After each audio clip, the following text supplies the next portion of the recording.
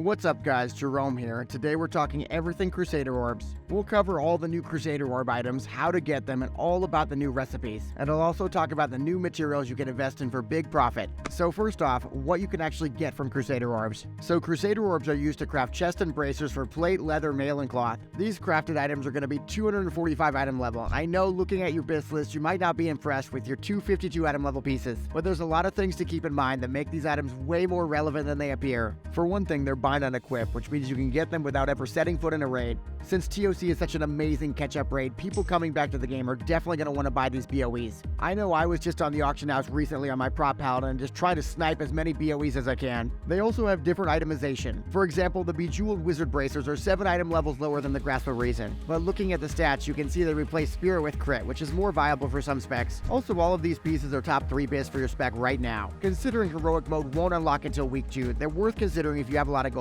They're also an easy way to work on your off-spec set. I want to work on my Pharaoh set for my Druid, so I can just pick up the Nightbane Carapace and get some nice armor pen. Next, let's talk about how you actually get these Crusader Orbs. The main way to get Crusader Orbs is from raiding. Crusader Orbs can drop from each boss in Trial of the Crusade. That's 25 normal, the 10 heroic, and the 25 heroic. However, the only exception is that I wasn't getting any Crusader Orbs from 10 mans in all. There's also a chance to get extra Crusader Orbs from the Tribute chest available only in heroic modes. The less you wipe, the more loot you'll get. It's gonna be awesome. And you can get Crusader Orbs from emblems. Crusader Orbs will be buyable for 15 emblems of Triumph each. Just like in the Wotlk Phase, you can definitely liquidate your emblems the first couple weeks for some free gold. I'm expecting the value of these orbs to start at least 1,000 gold each. I really do believe selling these orbs will be a good strategy if you're not planning on getting any tier 9 or tier 9.25 gear in the first week. Though you definitely want to check out my full emblem guide to learn about why you might want to save your emblems for something else instead. You'll also be able to get Crusader Orbs from the auction house. Since they're tradable, you can just buy and sell them on the auction house like any other item. So now let's get into how you can get the recipes to craft your Crusader Orb gear.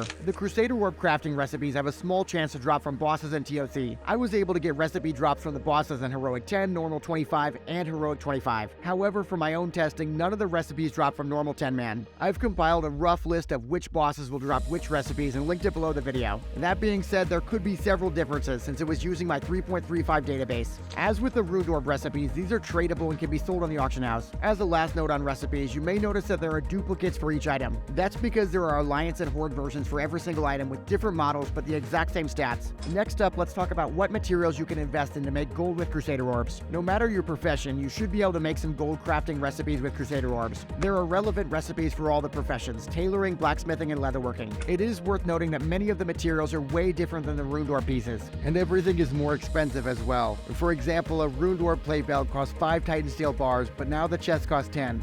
Though thankfully for my Abyss Crystal investment, you do need 4 for the new Black Chit and leatherworking bracers. Now, in terms of actually what I'm going to be investing in, there's a lot of options, things like the Titan Steel bars, the Eternal Life, Icy Dragon Scale. Unfortunately, back in Phase 2, the profit really wasn't that big on these kind of investments, but I did recently buy 100 Titan Steel bars, and I have started flipping them since the supply is really low. But you really don't want to end up with something like 40,000 heavy Borean leather because the demand will just be too low.